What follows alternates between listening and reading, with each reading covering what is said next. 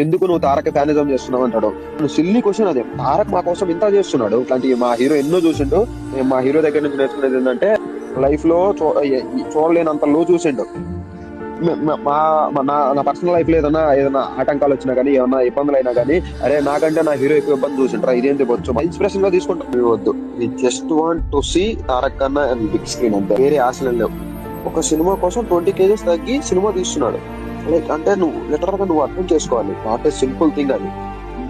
Health issues వస్తాయి, అవన్నీ పక్కన పెట్టి కొన్ని కోట్ల మంది ఆయన ఫ్యాన్స్ కోసం, నా ఫ్యాన్స్ మంచిగా ఉండాలి, నా ఫ్యాన్స్ ఎంటర్టైన్ అవ్వాలి, నా ఫ్యాన్స్ ప్రౌడ్ గా కాలర్ ఎగరేసుకుని తిరగాలి, ప్రతి గల్లీ గల్లీలో తారక్ ఫ్యాన్ అనేవాడు తిరగాలి అని చెప్పేసి ఒక పాయింట్ మీద అంత తగ్గి అంత చేస్తున్నారు. మీరు ఆ లుక్స్ మీద ట్రోల్ చేస్తున్నారు.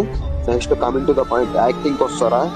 నీకు TFI లో ఏ హీరోని కంపేర్ చేయలేరు మీరు, మీరు అదుర్స్ లో నీకు డాన్స్ ప్రూవ్ చేసిండు, యమదంగాలో నేను డైలాగ్ డెలివరీ ప్రూవ్ చేసిండు, జైలోకి వస్తే యాక్టింగ్ ప్రూవ్ చేసిండు, టెంపర్కి వచ్చేసరికి నేను సినిమా కోసం ఏదైనా చేస్తాను, ఎట్లయినా నటించగలను అని చెప్పేసి ప్రూవ్ చేసిండు. RRRకి వస్తే నేను కోడితే ఆస్కర్ కాదు దాని ఏదైనా కానీ వస్తుంది అని చెప్పేసి ప్రూవ్ చేసిండు.